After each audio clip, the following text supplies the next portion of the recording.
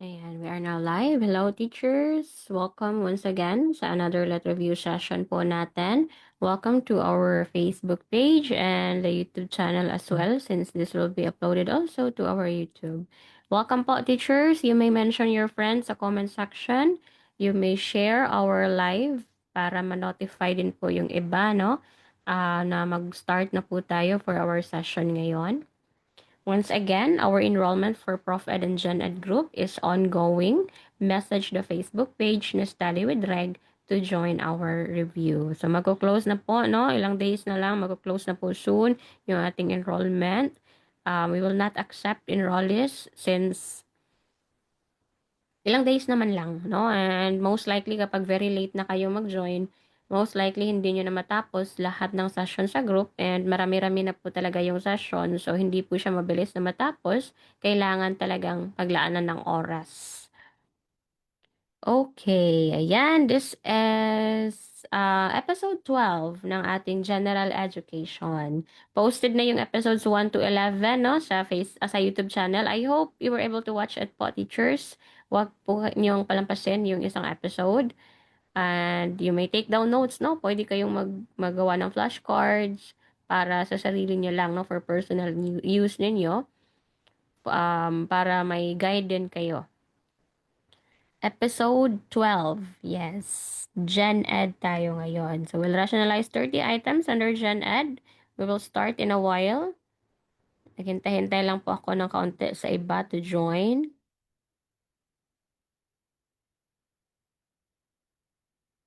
Thank you then, Teacher Nix, no, for joining our live. Please do share our live, no, and mention your friends sa comment section dyan sa ating FB page.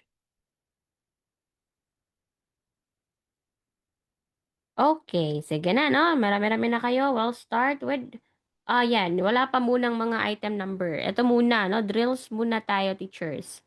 Crucial for calcium absorption, bone health, and immune function. Anong vitamin po iyan? A or D?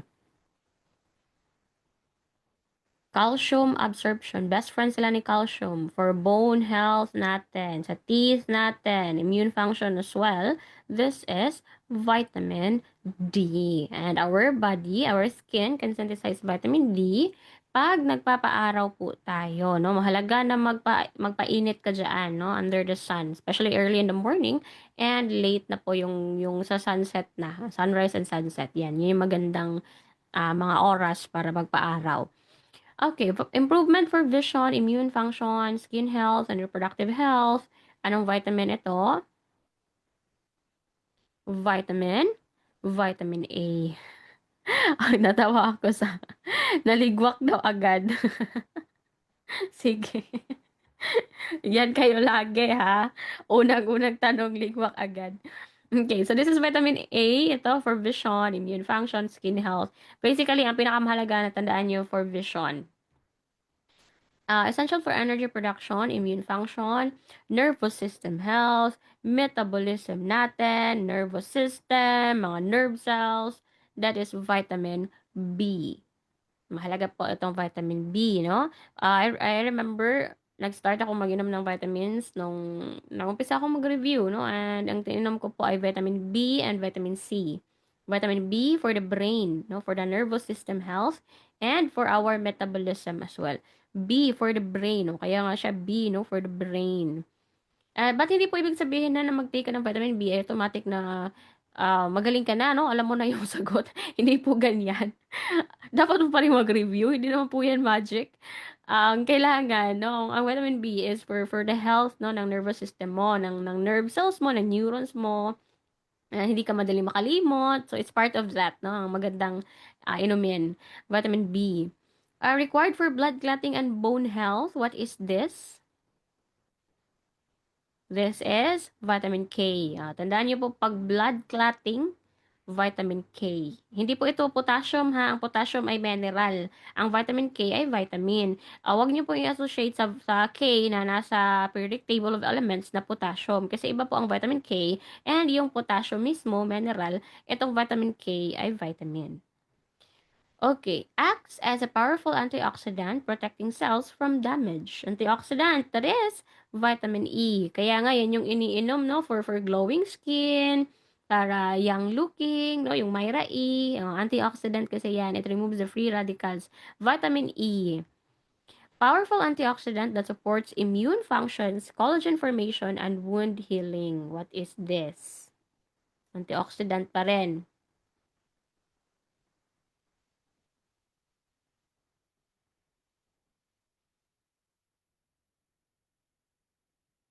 Sige, thank you po for mentioning your friends.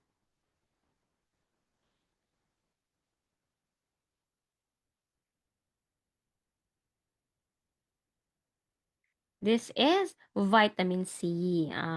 Ang vitamin C for our immune system as well.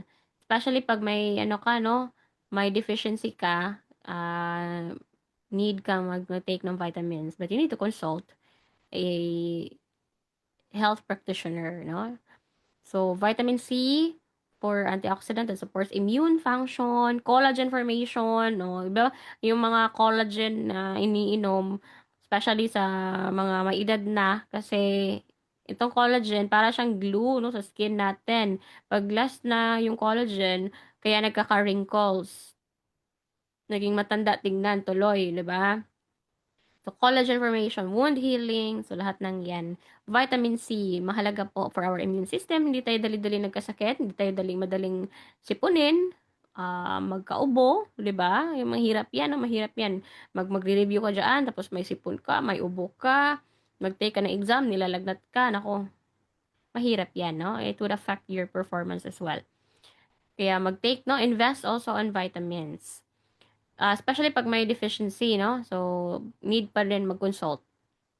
Crucial for calcium absorption, bone health, and immune function. That is vitamin D. Alright? And remember also the types of water-soluble vitamin. Madali lang tandaan. Pag water-soluble, B and C lang po iyan. Nadi-dissolve lang yan, no, sa tubig. Malalabas lang yan sa katawan natin, sa ihi natin. So, it is advised also, no, na take it to daily. Vitamin B and C. Water-soluble ang B and C.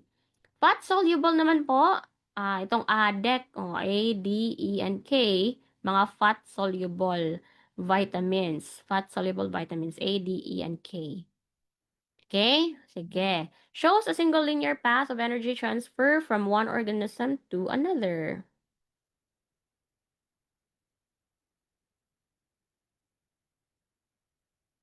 Single linear food chain. Okay? Pag food web, kapag interconnected na, complex na, multiple food chains. Marami na po. Pero pag single lang, linear food chain ang tawag natin dyan. 'Di ba? So, ano kaibahan nila? Remember, kapag food chain, linear lang po sequence of feeding relations. Pag food web, interconnected of food chains. Marami na pong food chains ang food web. Kaya nga siya web, 'di ba? Complicated na, complex, interconnected. Pag food chain, simple lang, straight lang yung line, ang path ng energy, ng one path lang siya. So each organism has only one food source and one consumer. Food chain, less stable. Disruption of one link affects the other. So we have here our simple food chain. Nandiyan si grass, that's the producer. Kakainin siya ni grasshopper and that makes grasshopper the primary consumer. Si grasshopper kakainin ni frog. Therefore, si frog ay secondary consumer. Si frog kakainin naman ni snake. That is, ang si snake na ay tertiary consumer na siya, no? And then si snake, kakainin ni hawk, quaternary consumer na si hawk, no? Or apex predator. Dito naman sa food web, as you can see, marami. No, ang dami na. Nandyan si algae, kakainin ng mga insekto. Ang insekto, kakainin ng heron, ng small fish, ng zooplankton. So, marami talagang mga organisms involved. Marami, no, feeding, multiple feeding relationships. That is food web. Okay. Because it will adversely affect population's food supplies, the most disadvantageous source of energy is it will affect our food supply. And that is letter. Wala palang letter. Sorry. Plants. Kasi food supply. Di ba kumakain naman tayo and ng plants. Oh, ayan. Necessary for our source of energy. So, pag yung gagamitin natin, especially yung sa biomass yan, although it's renewable, no, ang biomass ay considered renewable energy type. But if we will use it no adversely, it will also adversely have an effect sa ating population's food supplies, plants. Plants. Next number. Okay, next item no, which a type of asexual reproduction occurs when a new organism develops from an outgrowth as exemplified by corals. Mga corals.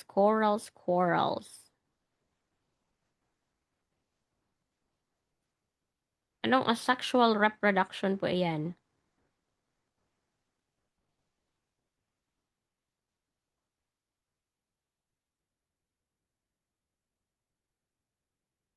That is budding, correct. Budding. Pag corals po, remember budding. Asexual reproduction siya, wala pong union ng sperm and ng egg. So we have here different types of asexual reproduction. Fission, this is common sa mga bacteria, binary fission, asexual reproduction po iyan, no? Fragmentation naman po, magputol-putol sila, like sa earthworms, yan, fragmentation yun sila. Budding, that's for the corals, for the hydra. Pag meron pong outgrowth, ito tandaan natin, no? Develops from an outgrowth, may tumubo, and then yung tumubo, yun yung magiging new species. That is budding. Corals, hydra, budding po yan. Pag bacteria, binary fission. Vegetative propagation sa mga plants, sa mga halaman. Like grafting, sino ba mahilig dyan, no? Grafting, that's vegetative propagation. Regeneration, pag may naputol, tutubo ulit. Also with sea stars. Spore formation, this is common for fungi. Spore formation. So, mga types of asexual reproduction, hindi po involve ang union ng sperm at ng egg. Kasi pag may union ang sperm ang egg na fertilization happens, that is sexual already. So, ito, mga asexual reproduction, ito sila. Okay. Blank is the pressure exerted on the plasma membrane against the cell wall of bacteria, fungi, and plant cells. Ang cell wall ng bacteria, we have peptidoglycan. Kapag fungi, it is mainly made of chitin. Pag plant cells naman po, cellulose. Ang pressure against the cell wall, that is what we call the turgor pressure. Turgor pressure. Ayan, no? That is the exerted by the cell's fluid content against the cell wall. Tandaan, ano nga ulit yung cell wall ng bacteria?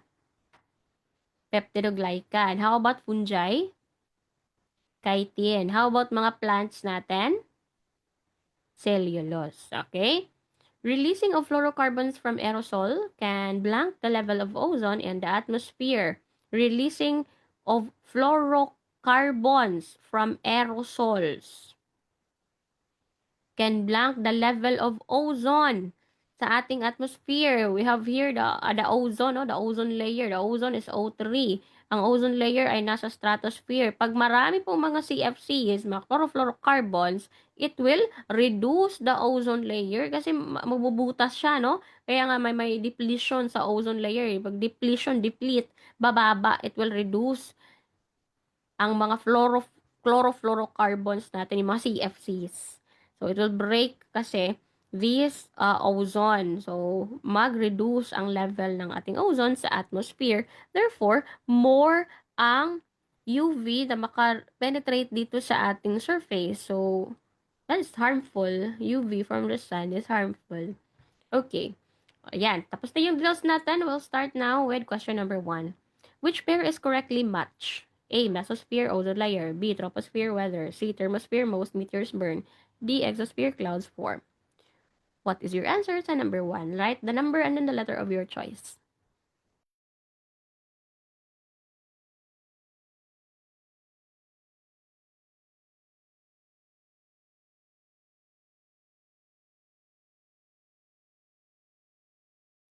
Number 1, may nag-B, may nag-C.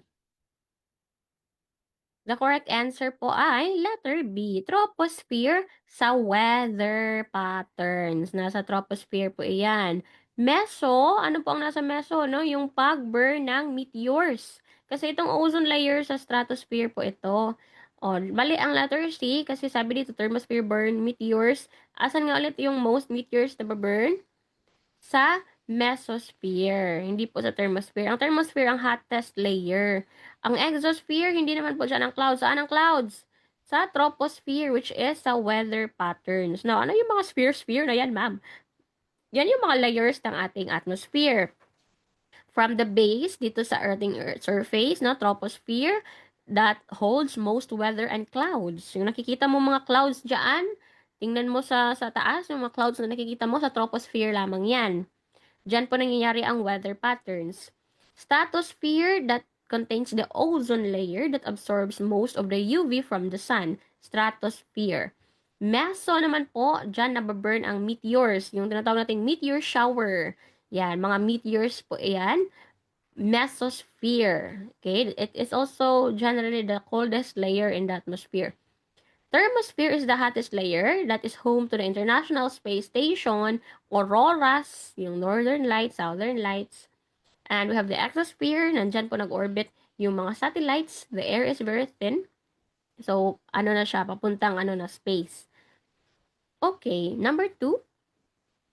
Mars appears reddish primarily because its surface contains abundant A. Copper sulfide, B. Carbon dioxide ice, C. Silicon carbide, or D. Iron oxide.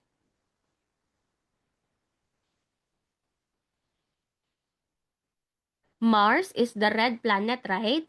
O, bakit red? Dahil merong iron oxide. Iron oxide. And remember also Olympus moons. It's the giant of the Mars. It's the tallest volcano in the solar system. It's the largest volcano ever discovered in the solar system. What process supplies the sun with energy? What process supplies the sun with energy? A. Chemical combustion. B. Nuclear fission. C. Hydrogen fusion. D. Gravitational friction. Ano ba nangyayari sa sun natin? Sa core ng ating sun. Bakit may energy? Diba the sun is the primary source of energy natin dito sa Earth? And saan naman galing, no? Yung energy ni sun na yan.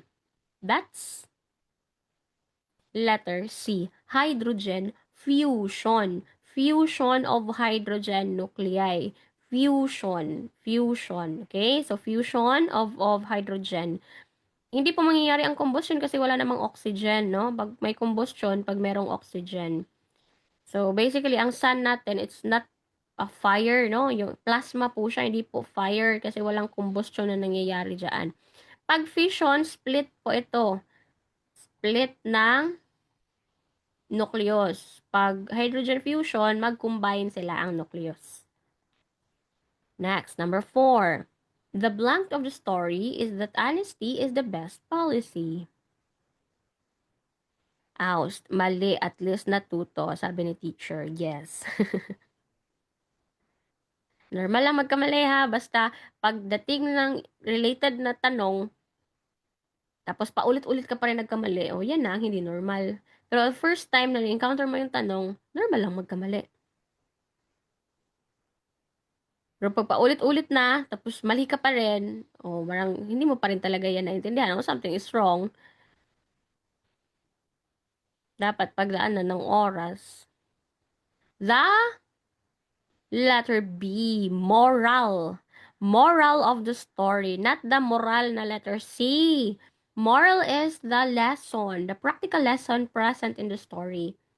That's the moral. The moral means enthusiasm, confidence, or spirits. Since their morale was high, they were able to push through their wedding despite pandemic. So, it's an attitude, no? An enthusiasm, confidence, or yung spirit ng isang tao. Sabi dito, no, yung morale nila ay high, they were able to push through their wedding kahit may pandemic. No, sana all. Ang moral, it's the practical lesson na natutunan, no, ng tao na nagbasa ng story. Number 5.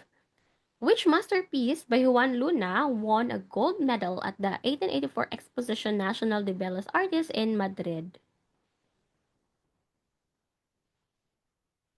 Juan Luna, gold. Pag Juan Luna, gold, spoliarium. Spoliarium. It's a very powerful painting. It also awakens, no, kung gaano, ang mga naranasan natin also. So, it's, um, It won. Grabe si Juan Luna, no? It won a gold medal.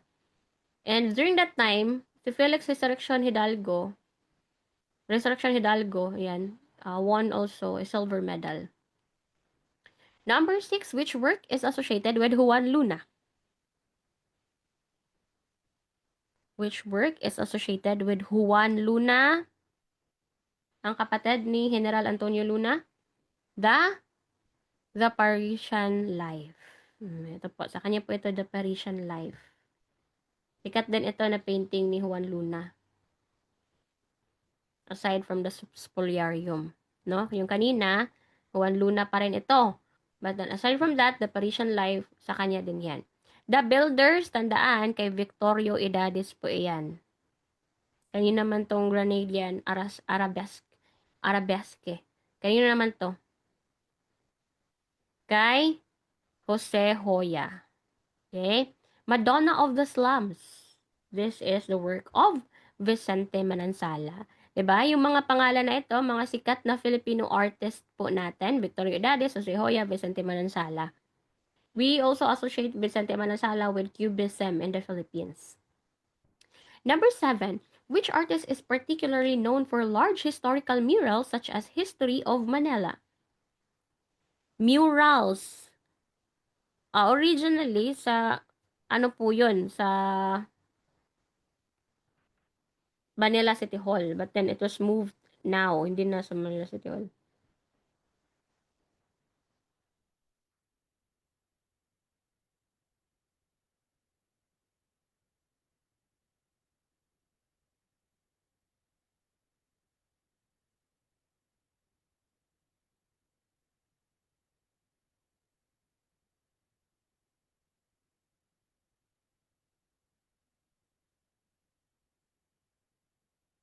No? So yung blood compact na mention po ninyo, it is ano kasi,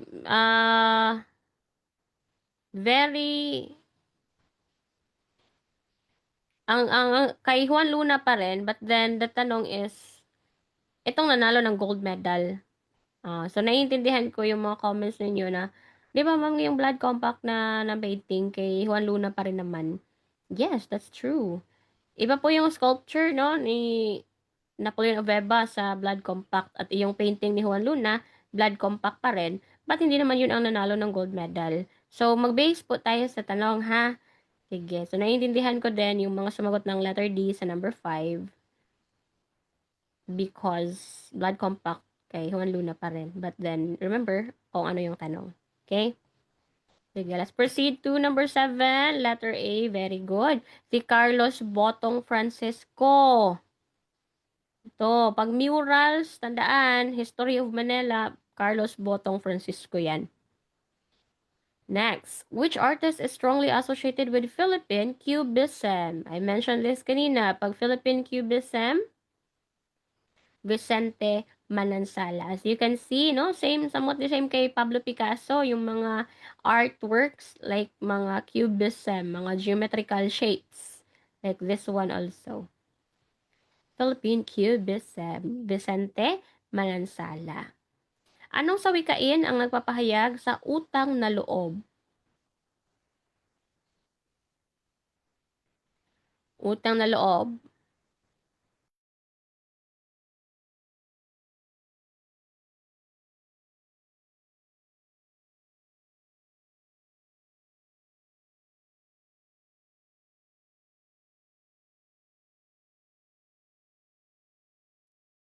Number 9, that is letter B. Ang hindi marunong lumingon sa pinanggalingan ay di makakarating sa paruroonan. And remember, ang utang na loob ay considered ambivalent. Ano yung ambivalent?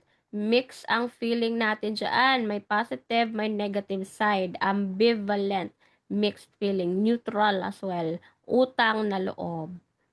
Next. Which European country did Rizal study medicine? Which European country did Rizal study medicine? Before we'll proceed, no, please share our Facebook Live and kindly mention your friends as well. Huwag niyo pong kalimutang i-mention yung mga kaibigan niyo para ma-notify din po sila na nag-start na yung review natin, no? Para ma-encourage din sila na mag-review, hindi pwedeng ikaw lang ang mag-review. I-encourage mo din yung mga friendship mo, no? Mga friendables mo. Number 9, that's in. Hala, bakit? Number 10, sorry. Iba-iba ang sagot. Number 10, this is letter C, Spain. Rizal, no, traveled alone to Europe. Grabe si Rizal, no? Madrid in May 1882. Continued his studies in medicine at the Universidad Central de Madrid. Degree of licentiate in medicine in 1884. Itong degree of licentiate, this is equivalent to bachelor's degree sa generation natin ngayon. And also degree of philosophy and letters in 1885. Number 11, saprophytes are organisms capable of the important process in which a substance is broken down into a product that can be useful. Ano tawag natin dito? Decomposition, evolution, creation, or transformation.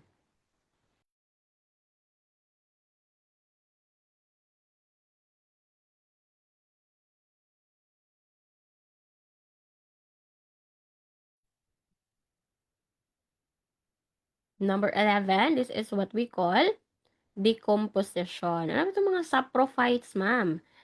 Mga fungi, no? Sila yung mga nag-breakdown, mga main decomposers yan sila, no? Fungi are the main decomposers in mainly ecosystems, particularly in forest. One of their main function is to help release nitrogen and phosphorus from dead decaying matter. Di ba pag namatay yung organism, so madidecompose yan dahil sa mga decomposers, babalik yung nutrients na meron sa dead organism, pababalik sa soil, which is gagamitin naman ng mga plants, and then kakainin naman ng mga consumers, no, yung plants. So, mababalik lang yung cycle. So, they will return the substance, no, broken down, they will return it to the soil as a useful product. Decomposition. Fungi. Ano ba halimbawa ng fungi? Yung mga molds, yung mga yeast, no? Mga fungi po yan. Mushroom, mga fungi po yan. Next, number 12. Mutation occurs when DNA is damaged but not replicated and that repaired and replicated. The result is, ano tawag natin? Sabi ni teacher, no? Hi, ma'am, katatapos lang ng formative namin. Yes. I remember may nag-message sa akin, I think kagabi yon or the other night. Um, Very happy siya. Sobrang happy siya kasi ang dami daw po mga na-discuss na natin sa review, sa sessions natin sa group, yung mga lumabas daw sa kanilang formative exam sa RC nila. So, natuwa si teacher. Sobrang happy siya. Then, nakakatuwa din naman, no? Siyempre, lumabas yung mga pinag-aralan mo. That's nice. That's nice to hear. Number 12, this is what we call genetic disorder. Mutation. Mutation occurs when DNA is damaged. 'Di ba yung DNA naman natin constantly, it is repaired, it is replicated, no? Replicated, duplicated. Pag may na-damage, may error sa pag-duplicate, tapos hindi po siya na-repair, continuously nag-replicate lang siya, that is genetic disorder. And also, it might lead to, that is also the cancer cells. No, yung mga mabilis mag-replicate, tapos error siya sa DNA replication. So, that is genetic disorder. Number 13. What is the process used by producers to convert the energy from sunlight into chemical energy? Hi, Ma'am Jam! Hindi ko pa natapos ang rewatch lahat ng video sa private group, ma'am. Hoo-hoo. It's okay, ma'am. You still have time. Make sure before ma-end ang September, ang August, no? Before mag-start ang September, watch niyo na lahat ang session sa group. I-ano niyo yan, i-marathon niyo yan. Sa dami ng sessions, kayang-kaya nyo pa yung tapusin. Kaya pa po yan, ma'am, laban. Number 13, this is photosynthesis. Of course, photosynthesis. Ayan, may sumagot ng letter A, photochemical conversion. But the right term here is photosynthesis. This is the process used by producers. Sino ba itong mga producers? Mga plants. No, yung mga halaman to convert the energy from the sun into chemical energy in the form of glucose. And that is photosynthesis. Photosynthesis. Letter B. Number 14, what organism would most likely be in an Arctic environment? In an Arctic environment, is it a walrus, the turtle, crocodile, or Maya bird? Of course, that's the walrus. Ano yung itsura ng walrus, no? Yan, Arctic environment po, malamig. Alam nga naman may Maya bird, no? Sa malamig na lugar, snow, crocodile, wala, turtle. Walrus ang ating sagot. Yung may fang siya. It has thick blubber kasi sobrang lamig ng kanyang paligid. So, it's the mechanism din ng organism to survive the extreme environment. Walrus. Number 15, among the social sciences, which is concerned with the political processes, power struggle, and governments. Among the social sciences, which is concerned with political processes, power struggle, and governments. This is letter C, political science. Political processes man, power struggle sa gobyerno, political science. And actually, ito yung first choice ko dati na course. But then, I choose science. Mas ano siya, mas naging ano siya sa malapit sa place namin and mas napili din siya ng heart ko. Ganon, charot. But pulsay sana originally. Number 16. What will happen to a plant cell placed in a hypertonic solution?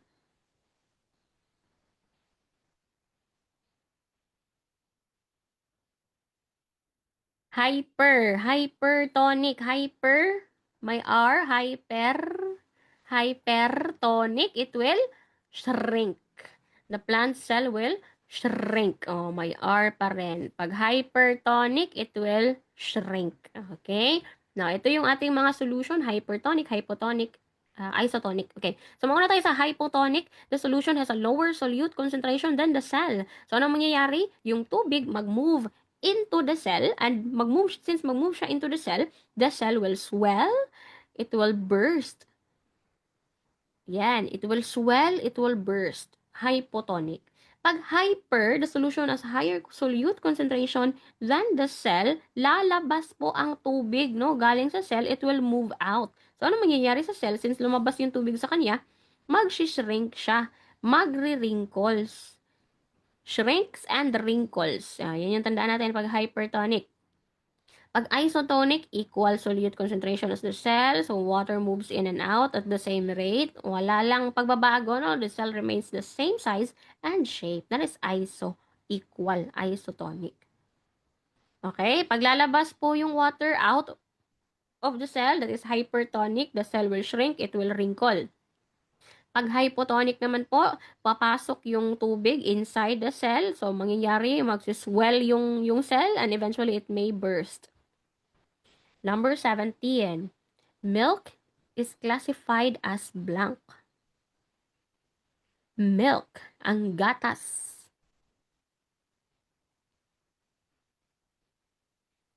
Milk is, ano po ang milk? A colloid. Oh, ano ba yung colloid na yan? Ang milk ay heterogeneous, no? It is a mixture of microscopic particles that are suspended in another medium. Hindi po siya na-dissolve. Suspended, nandyan lang siya, no? Sa other medium, which is yung milk, no? May mga particles pa dyan sa kanya. Protein and fat globules dispersed sa liquid. Sa smoke also, may solid soot particles dispersed in the air. It's still a colloid. Gelatin, water dispersed in protein medium. So, colloid pa rin po siya. It's a mixture of microscopic particles na suspended in another medium. Colloid. Number 18, the cause of power interruption was a blank connection. Is it losing? Lost, lose, lose. That's letter C, loose na connection. Hindi po tight or not firmly fixed. That is loose. Use loose when something lacking tightness or secure attachment. The screws were loose. The project had loose requirements, not firmly fixed. Lost naman po is a word we use when no longer have something. Nawala na, no? Use lost as a verb when referring to misplacing something. Don't lose your case. Our team didn't want to lose. All right. Ayan. So, sa mga nagtatanong po, I see your comments and a lot of your comments as well sa mga posted natin na drills sa FB page regarding sa enrollment, and it is currently ongoing pa rin as of now for our Prof Ed and Gen Ed group. You may still join our private group, no? Message our Facebook page lamang po. Huwag niyo na po i-comment sa comment section. Baka hindi niyo lang po mabasa. And also the admin of the page, most likely hindi din po mabasa. So, directly message na lang our Facebook page. Alright? So, sa mga nasa YouTube naka-follow, naka-subscribe, the name of the Facebook page po ay Study with Reg. I recommend that you follow the page as well since may mga posted drills din po tayo, no, na pwede niyo pong sagutan, mga questions na pwede niyong mga masagot-sagutan. Okay, let's proceed to number 19. Modern capitalism is characterized by A. Entrepreneurship, B. Socialism, C. Imperialism, D. Colonialism. Modern capitalism.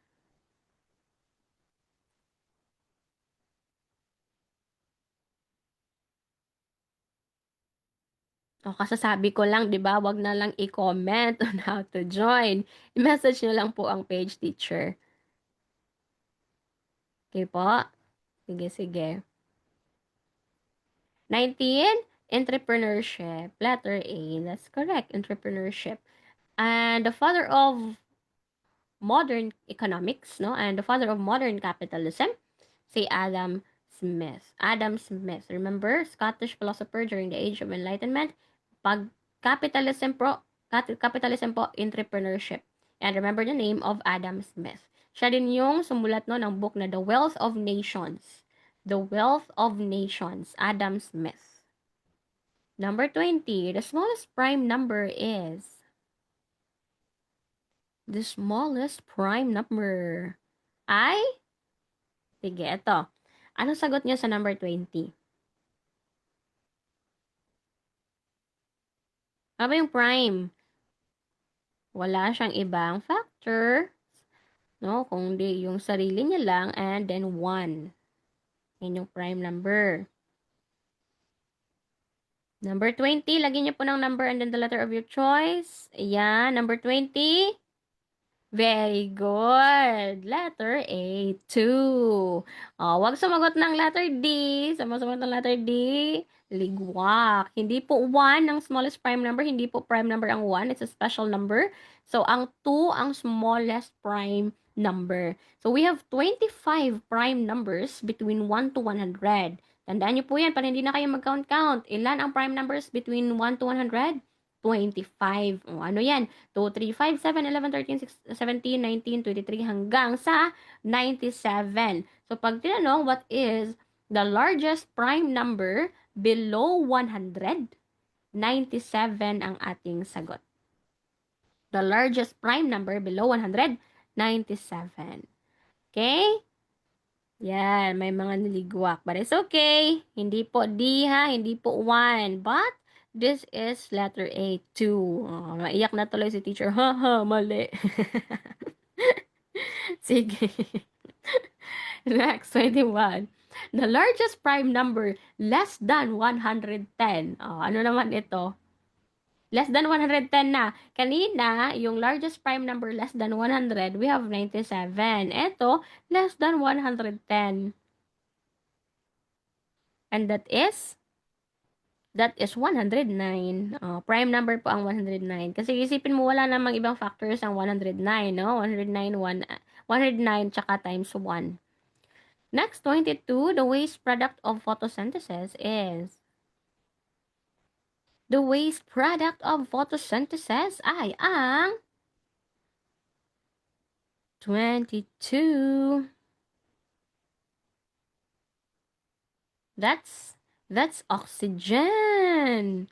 Oxygen ang waste product. Hindi po ang carbon dioxide. Ang carbon dioxide, this is a raw material needed for photosynthesis to occur. Carbon dioxide. Pero ang tanong, waste product, that is the oxygen. Yan yung nire-release ng mga tanim, ng mga plants, ang oxygen. So, we have here the raw materials for photosynthesis. 6 molecules of carbon dioxide plus 6 molecules of water na needed yung sunlight from the sun absorbed by the chlorophyll ng mga plants, the green pigment, and that will yield glucose and oxygen. Ang glucose, this is the food for the plants. Yung sugar, no? Glucose. And then, the waste product niya ay oxygen. Pero pag tinanong, ano yung mga products of photosynthesis? Ano ang sagot? Glucose and oxygen. Photo, go. Photo, go. Photosynthesis, glucose and oxygen. Photo, go. Photo, go, glucose and oxygen. Waste product niya ay oxygen. What is the most abundant element in the universe? Bonus question. What is the most abundant element in the universe? Hydrogen. Hydrogen ha, ang most abundant element in the universe. How about the most abundant element in the atmosphere? In the Earth's atmosphere. Oh, dami daw nag-A. Na mapukpok. May martilyo na si Cher. Oxygen po ito, waste product. Waste product tayo. The most abundant in the atmosphere ay ang nitrogen, which is 78%. How about the most abundant in the human body? Ano po ang most abundant in the human body? Oxygen pa rin in the human body. Next, number 23. What is concerned about the highness and lowness in voice volume and quality? Highness, lowness. Highness, lowness, that is referring to pitch, no? Frequency. Pag pitch, we can associate it with the frequency. Highness and lowness. The degree of highness or lowness of a sound. That's the pitch. 24. Ang lahat ng ito ay diptongo maliban sa. Ang lahat ng ito ay diptongo. Maliban or except sa. Sige, basahin natin. Sabaw, sisiw, baboy, tunog. O, except sa tunog. Hindi yan, wala yang diptongo. Ano ba yung diptongo? Or diphthong. Magkatabing patinig at malapatinig, no, na tunog sa isang pantig. W at Y. Tandaan, tunog sa isang pantig or sa isang syllable. Malapatinig, malapating or semi-vowel, malapatinig. Parang patinig o vowel. Mayroong I, A, oy, aw, iw, o. Yan. Sabaw, aw. Nasa isang pantig lang, no? Sabaw. Sisiw, nasa isang pantig. Baboy, nasa isang pantig. Okay? That is diptongo. Iba naman po yung cluster or yung sinasabing kambal katinig. Ang kambal katinig ay isalitang may magkasunod na katinig sa iisang pantig. Dapat sa isang pantig lang ha, pluma. Ang P and L, no? Dalawang consonants, no? Blosa. O, nasa isang pantig lang din. Braso, nasa isang pantig. Na binibigkas po siya ng isahan, no? Isang syllable.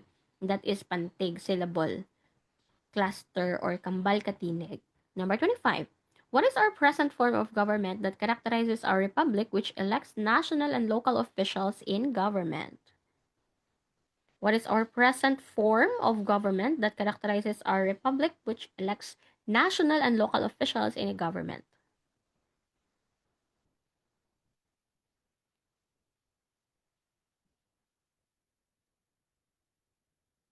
That is letter C, okay? Indirect po tayo or representative democracy. Indirect or representative democracy. Okay, so Republican characterizes our republic. Next, it was known as a vestigial organ which do not have specific function. What is it? Ang vestigial organ, yun yung mga organs po sa katawan ng organism na wala na siyang masyadong function. Wala na siyang specific na function talaga.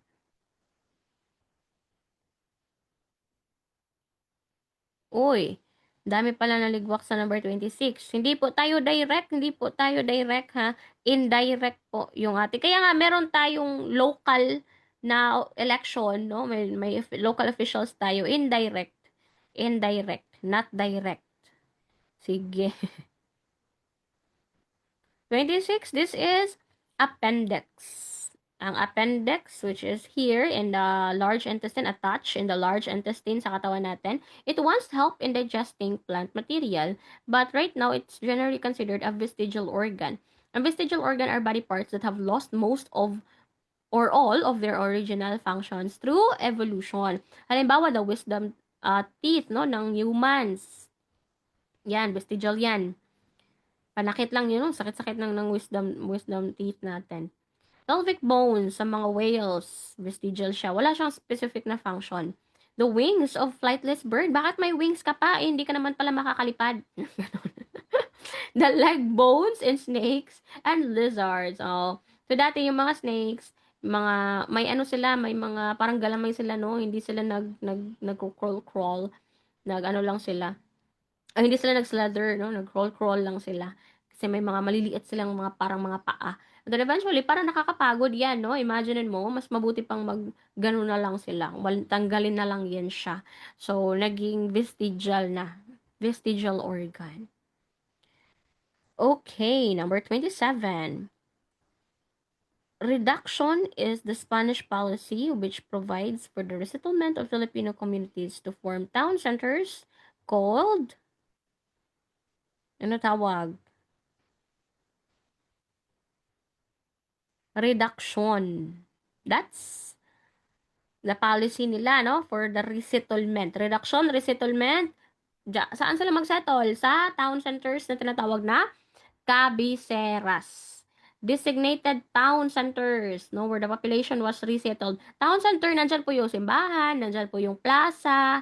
Kumbaga sa panahon po natin ngayon, yun yung tinatawag nating poblasyon, no? Yung poblasyon ng syudad.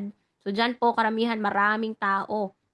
Diyan po yung ano nila, the main na mga buildings nandiyan, no? Yung kung saan yung plaza.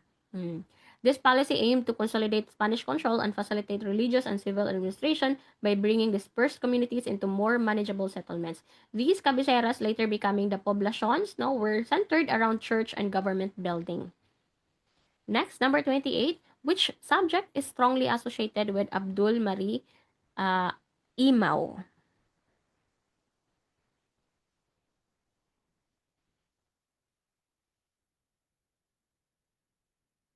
Si Imaw ay Sarimanok. Oo, pag Imaw po, Sarimanok. Sarimanok, national artist. Number 29, mga ibong mandaragit ang and luha ng buwaya were written by mga ibong mandaragit. Luha ng buwaya.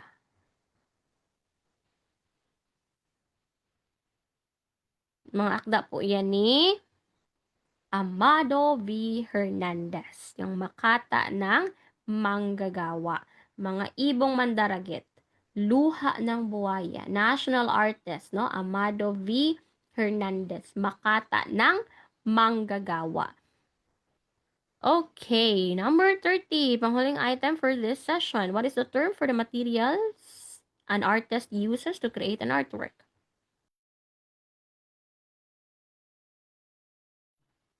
What is the term for materials an artist uses to create an artwork?